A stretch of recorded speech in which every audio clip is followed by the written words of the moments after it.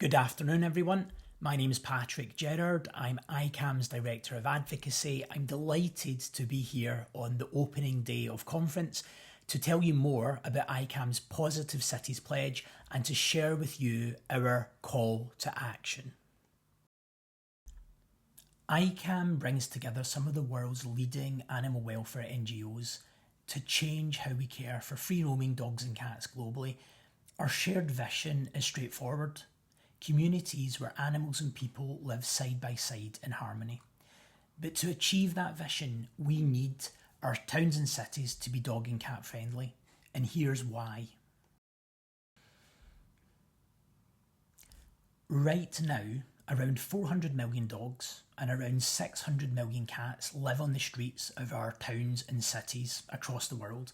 So that's roughly 6 out of every 10 dogs and 3 out of every 4 cats on the planet.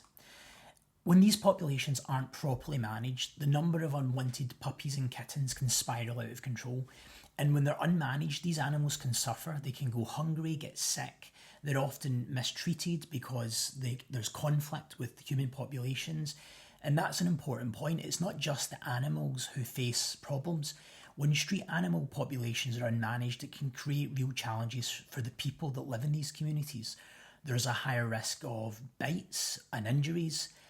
Diseases like rabies can spread from animal to human. There's noise problems and also mess on the street. But here's what makes this issue even more pressing. More than half of the world's population already live in cities, and by 2050, that number will rise to over 2/3. As more people move into urban areas, the challenges linked to street dogs and cats will only grow, because where there are people, there are companion animals, there are dogs and cats.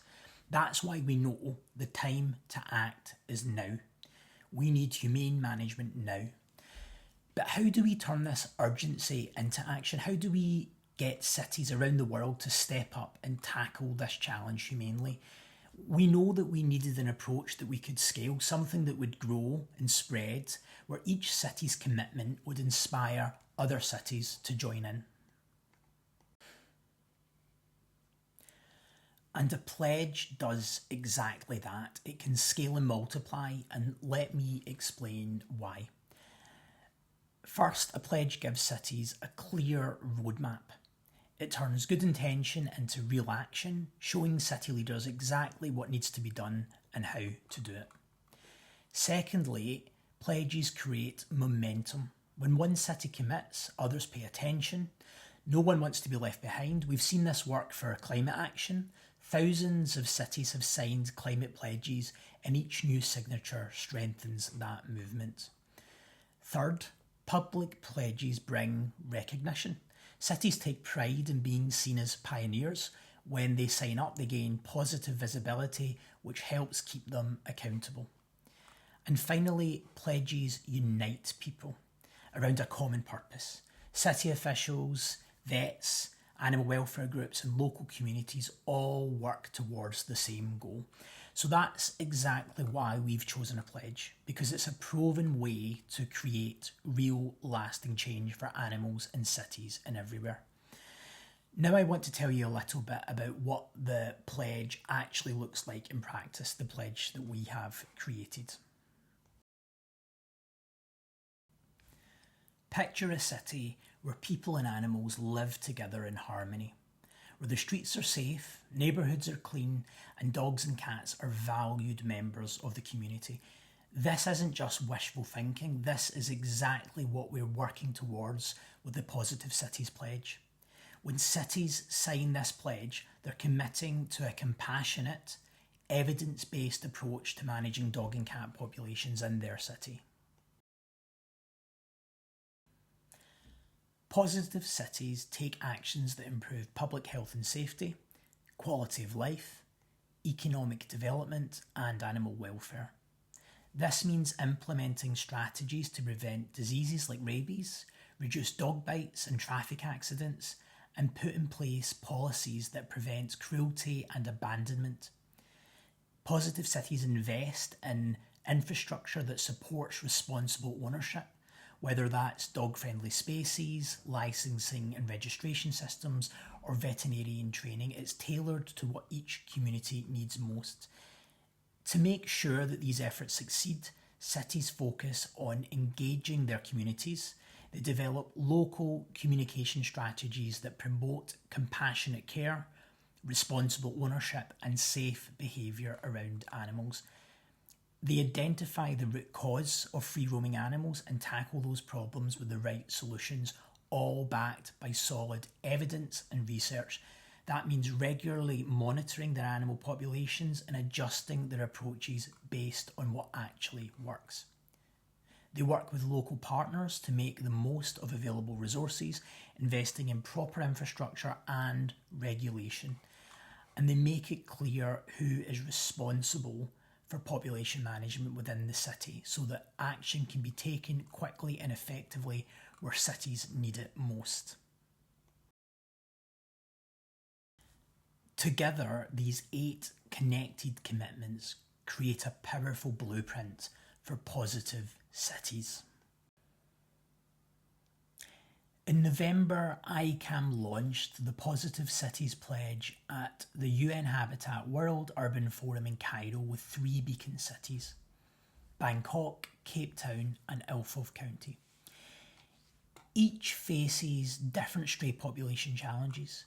In Bangkok, the free-roaming dogs are often cared for by the community but unowned. In Cape Town, the free-roaming dogs often have a specific owner. In Ilfov, they're turning the tide in high rates of abandonment. But regardless of these differences in population dynamics, all our beacons share 5 key elements. First, they work in partnership with veterinarians, local charities, national and international NGOs, often a mix of all of those. Second, they have engaged political leaders who've made a decision to commit. So winning over those political champions within your local authority becomes really important. Third, they understand their local dynamics, the root cause of the free-roaming population, because they collect and analyse data. Fourth, they focus on changing human behaviour as well as treating animals, because human behaviour is often linked to those root causes. And fifth, they have a long-term vision. They're in it for the long haul, and that often involves engaging young people. These inspiring examples from Bangkok, Cape Town and Ilfov show us what's possible, but we need more cities to join the movement, and that's where you come in. We need you to recruit your city to the Positive Cities movement. And the good news is that the criteria are really straightforward. There are just 3 requirements for cities to meet to apply. First, proactive efforts. Your city needs to have done some foundational work with humane dog and cat management in the past 5 years. This shows us that they're genuinely interested in animal population management and understand what's involved. Second, local collaboration. There needs to be a local animal welfare organisation or veterinary practice ready to partner with the council. This ensures we have the right expertise on the ground and that any initiative will be sustainable. Third, ethical assurances. The local authority mustn't have supported any dog or cat culling programmes in the last 2 years. Euthanasia policies based on individual animal welfare are absolutely fine. This shows they're committed to humane practices and aligns with international welfare standards. If your city meets these 3 criteria, we want to hear from you. Cities that do meet that criteria will then take a very quick assessment. It's a self-scoring system. You score yourself 1 to 10 from a drop-down menu, and it's really clear what the score means. The local authorities score themselves, and we ask for a referee as well, so a local NGO, so that could be yourself if you're from an NGO, or a local veterinary practice would also carry out the same assessment. You fill that in, it takes 10 minutes, and you send it back to ICAM. With your help, your city can become a beacon of compassion where animal welfare and urban progress go hand in paw. It's about progress that doesn't leave anyone or any paw behind in our march towards healthy, safe, thriving, caring, positive cities. Thank you for listening to me this afternoon. I hope you enjoy the rest of conference.